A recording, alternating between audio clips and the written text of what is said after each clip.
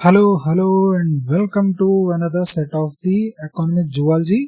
ఇప్పుడు మనం సెట్ 3 దగ్గర నుంచి స్టార్ట్ చేద్దాం. The big 4 medically important snakes in India include all except Russell's viper నిజమే, అదొకటి. కామన్ క్రైట్ నిజమే, సాస్కేల్డ్ వైపర్ నిజమే, ఇంకోటి ఏంటి Indian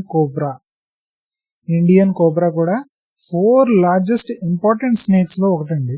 so Russell's viper, common krait, saw scaled viper, Indian cobra, ఈ 4 largest important snakes in India. Indian rat snake మాత్రం కాదు. So దానివల్ల వచ్చేసరికి ఏంటి, ఇప్పుడు మనకి ఆన్సర్ వచ్చేసరికి Indian rat snake. Just a minute, కొంచెం సరిగ్గా చేస్తే ఐ థింక్ సో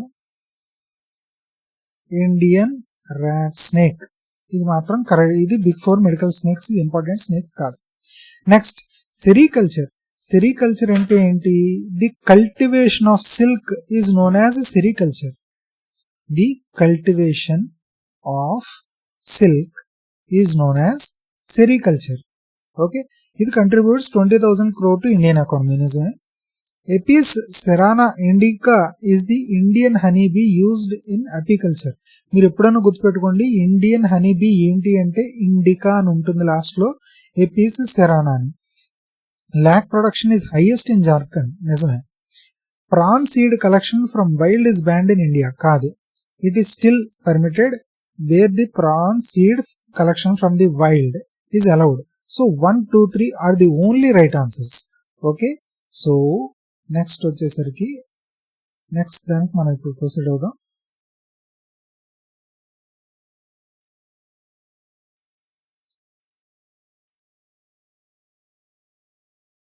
నెక్స్ట్ వచ్చేసరికి కొంచెం ఈ బోర్డ్స్ లో మార్పు చేశారు, అందుకని మనం మళ్ళా పేజీకి షిఫ్ట్ అవ్వడం రావడం ఇలాంటివి చేయాల్సి వస్తూ ఉంటుంది. Bear with me. Okay, next వచ్చేసరికి క్రీడు షా. ఇక్కడ వచ్చేసరికి కాలం 1 డిసీజ్, కాలం 2 కాజ్. క్రీడు షా, దీన్నే క్రీడు షా అని ఏమంటారంటే దీన్ని క్యాట్ మియావ్ సిండ్రోమ్ అని కూడా అంటారు. క్రీడు షా అంటే పిల్లి కూతల్లో వస్తూ ఉంటాయి శబ్దం, క్యాట్ మియావ్ సిండ్రోమ్. ఓకే, ఇది వచ్చేసరికి దేని వల్ల అంటే కనుక క్రోమోజోమ్ 5p అనేది లోపించడం వలన, లేదా దానికి షార్ట్ హ్యాండ్ అవడం వలన, అంటే ఒక క్రోమోజోమ్ ఎంత లెంత్ ఉండాల్సింది షార్ట్ గా ఉండడం వలన, లేకపోతే క్రోమోజోమ్ 5 అనేది మొత్తం లేకుండా ఉండడం వలన ఈ క్రీడుషా సిండ్రోమ్ అనేది వస్తూ ఉంటుంది. So chromosome 5p dilation A is 2. Next one Edwards syndrome వచ్చేసరికి మెయిన్ గా ట్రైసోమీ 18 అంటే అర్థం, ట్రైసోమీ అంటే 2 క్రోమోజోమ్స్ ఉండాల్సింది. ఓకే, ఒక నెంబర్ క్రోమోజోమ్ 2 సార్లు ఉండాలి. ఓకే, అలాంటిది ఏమైంది, ఇప్పుడు 3 ఉంటాయి. ట్రై అంటే 3 chromosomes of same number. Same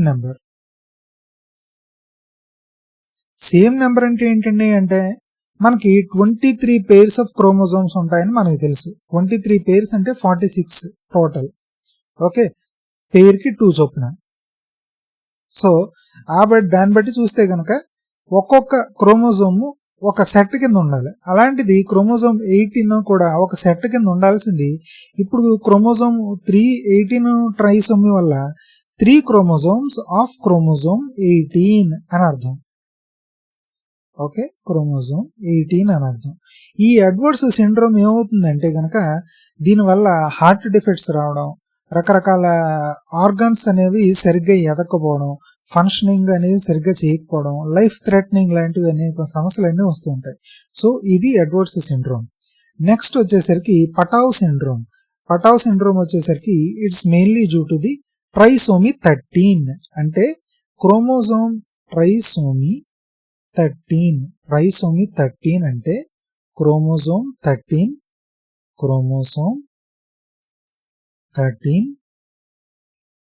3 copies. Chromosome 13 3 copies. So దానివల్ల పటావ్ సిండ్రోమ్ అని అంటూ ఉంటారు. ఇది కూడా మెయిన్ గా ఆర్గన్ డిఫెక్ట్స్ కి వాటికి దారి తీస్తూ ఉంటుంది. పటా సిండ్రోమ్ అనేది సరిగ్గా ఆర్గన్స్ అనేవి ఫంక్షన్ చేయకపోవడం, బ్రెయిన్ కి సంబంధించినవి అనేవన్నీ కూడా ఎదుగుదల ఉండకపోవడం, ఇటువంటివన్నీ ఉంటాయి. నెక్స్ట్ వచ్చేసరికి cat eye syndrome. Cat eye syndrome అనేది మెయిన్ గా ట్రైసోమీ 22 దట్ ఈస్ పార్షియల్. అంటే ఆ 22 క్రోమోజోమ్ అనేది ఇంకొక కాపీ కింద ఉంటుంది, but it's not fully present, it's partially present, అంటే సగమే డెవలప్ అయి ఉంటుంది. ఈ క్యాట్ ఐ సిండ్రోమ్ లో ఉండేది ఏంటంటే, మనం క్యాట్ ఐస్ చూసుకుంటే ఒక వర్టికల్ స్లిట్ లాగా ఉంటూ ఉంటుంది ఐలోని. అలాగే మనుషుల్లో ఉండాల్సింది ఈ ఐరిస్ అనేది ఫుల్ గా డెవలప్ అవ్వకపోవడం వల్ల బ్లాక్ పోర్షన్ ఐరిస్ అనేది కొంచెం వర్టికల్ గా ఇలాగా చార గీసినట్టు ఉంటూ ఉంటుంది. బ్లాక్ పోర్షన్ అనేది ఐరిస్ అనేది క్లోజ్ అవ్వక, దానివల్ల ఈ క్యాట్ ఐస్ కింద ఆంతూ ఉంటాయి. అందుకనే దీన్ని క్యాట్ ఐ సిండ్రోమ్ అంటారు. సో 2, 1, 3, 4 అది right answers. Next one, amniocentesis is banned for sex determination in India. నిజమే, ఆమ్నియోసెంటసిస్ అనేది అసలు సిండ్రోమ్స్ లేకపోతే బర్త్ డిఫెక్ట్స్ జెనెటికల్ కంట్రోల్ కి జెనెటికల్ కౌన్సిలింగ్ కి ఉపయోగించుకుంటారు. బట్ దీన్ని సెక్స్ డిటర్మినేషన్ కి ఎప్పుడైతే ఉపయోగించడం మొదలు పెట్టారో దానివల్ల ఫీమేల్ ఫీటిసైడ్ అనేది ఎక్కువ అవడం వలన దీన్ని బ్యాన్ చేయడం జరిగింది.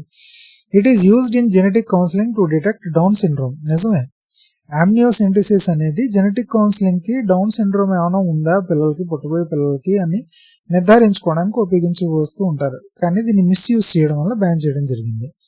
ఏ అనేది రైటే, ఆర్ అనేది రైటే, కానీ ఎందుకు బ్యాన్ చేశారన్నది రీజన్ అనేది సరిగ్గా ఎక్స్ప్లెయిన్ చేయట్లే.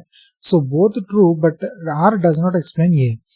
Next, which of the function is not a function of genetic counselling?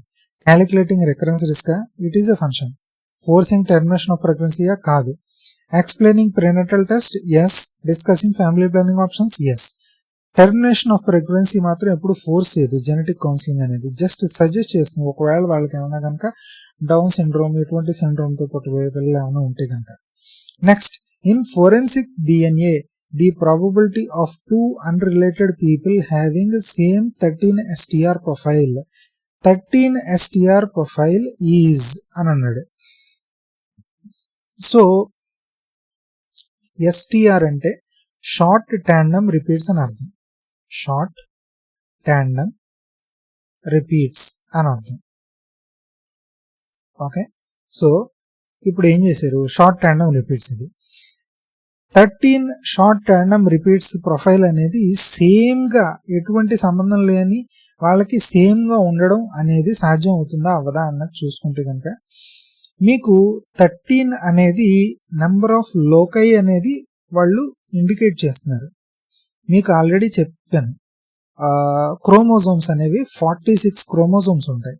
1, 2, 3 so on. ఒక్కొక్క క్రోమోజోమ్ దగ్గర ఒక్కొక్క లొకేషన్ అనేది లేదా లోకై అనేవి డిసైడ్ చేశారు.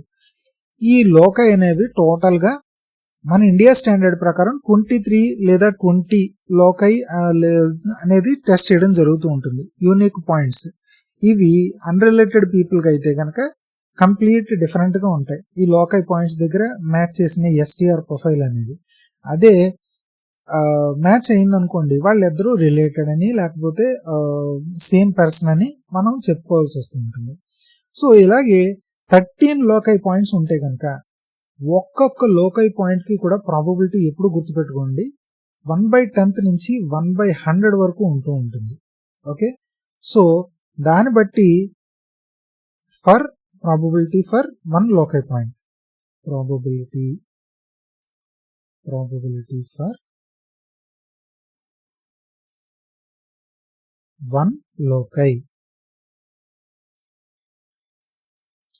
అలాంటిది 13 లోకై అన్నాడు. సో 13 లోకై అంటే ఇంటూ 13 టైమ్స్ చేసుకోండి. ఒకవేళ 1/10 13 టైమ్స్ మల్టిప్లై చేశారనుకోండి, ఓకే, దాన్ని బట్టి మీకు వచ్చే ప్రొడక్ట్ అనేది 1/10^13 వస్తుంది. అదే 1/100ని 13 టైమ్స్ మల్టిప్లై చేశారనుకోండి, అప్పుడు మీకు వచ్చేది 1/10^26. సో మీకు వచ్చే ప్రాబబిలిటీ అనేది ఎంతలో ఉండాలి, 1/10^13 నుంచి 1/10^26 మధ్యలో ఉండాలి. సో మీకు వచ్చే ఆన్సర్ ఈ ఆప్షన్స్ మధ్యలో కూడా చూసుకుంటే కనుక 1/10^13 1/10^26 మధ్యలో ఉండేది సి ఆప్షన్ ఒక్కటే. So C is the right answer. Okay, 13 types multiply చేసుకుంటారు. ఇక్కడ 13 లోకే అన్నాడు కాబట్టి, అదే 20 లోకే అన్నాడు అనుకోండి 1/10^20 నుంచి 1/10^24 సారీ 20 లోకే అంటే 1/10^20 నుంచి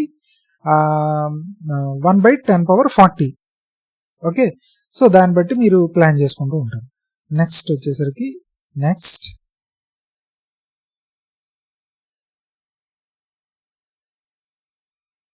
एक मिनट, ये हटाने के लिए बहुत मेहनत करना पड़ता है. నేను ఇంగ్లీష్ మాట్లాడుతూ అనుకుంటున్నాను. డూప్లికేట్ చేసేస్తే సరిపోతుంది. Duplicate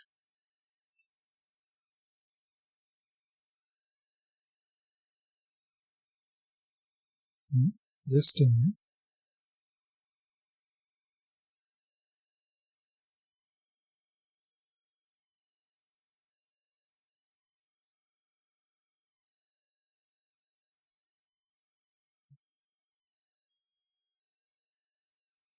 so next set of questions కనుక చూసుకుంటే కనుక consider the wasp family. Vespidae includes yellow jackets and hornets. నిజమే, వెస్పిడే ఫ్యామిలీ అనేది. Next one right. They build paper nest from chewed wood. నిజమే, వుడ్ ని నవిలేసి దాన్నే ఒక పేపర్ నెస్ట్ కింద తయారు చేస్తూ ఉంటాయి హార్నెట్స్ అనేవి. Sting contains histamine and serotonin. నిజమే. They are pollinators of fig wasp. Fig wasp యొక్క పాలినేటర్స్ హార్నెట్స్. ఈ వెస్పిడే ఈ హార్నెట్స్ కాదు, వేరే ఉంటాయి. సో 1, 2, 3 అది only right answers. The first rohu the Labeo rohita is. Rohu వచ్చేసరికి ఇది ఫ్రెష్ వాటర్ స్పీసీస్, ఇది carp culture species. Next sickle cell anaemia is example of. మీకు కొన్ని పేర్లు చెప్తాను, అది ఎప్పుడు గుర్తుపెట్టుకుంటూ ఉండండి. Autosomal dominant. ఆటోసోమల్ డామినెంట్ అంటే ఈ యొక్క డిజార్డర్ ఏదైతే వచ్చింది అంటే కనుక డామినెంట్ అలల్స్ లేదా డామినెంట్ జీన్స్ వల్ల ఈ డిజార్డర్స్ వచ్చాయి. అవి ఏంటి అంటే కనుక first Huntington's disease. Next Marfan syndrome. Okay, so ఇవి ఆటోసోమల్ డామినెంట్. ఆటోసోమల్ రిసెసివ్ వచ్చేసరికి autosomal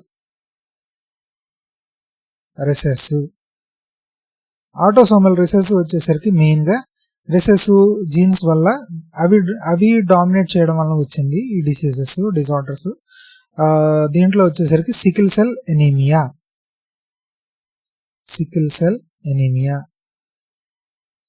next cystic fibrosis. Okay, next what is it called? Sickle cell anemia, cystic fibrosis, and what is it? Tay-Sachs disease. ఇది autosomal recessive. అదే X linked recessive అయితే కనుక గుర్తుపెట్టుకోండి, X linked recessive. ఇవి బట్టి పట్టాల్సిందే, వీటిని బట్టి గుర్తుపెట్టుకోవాల్సిందే. X linked recessive DMD, Duchenne muscular dystrophy. Next colour blindness. Next haemophilia. ఇవి వచ్చేసరికి ఎక్స్ లింక్డ్ రిసెసివ్. మెయిన్ గా వీటి గురించి అడుగుతూ ఉంటారు. So sickle cell anaemia example వచ్చేసరికి ఆటోసోమల్ రిసెసివ్.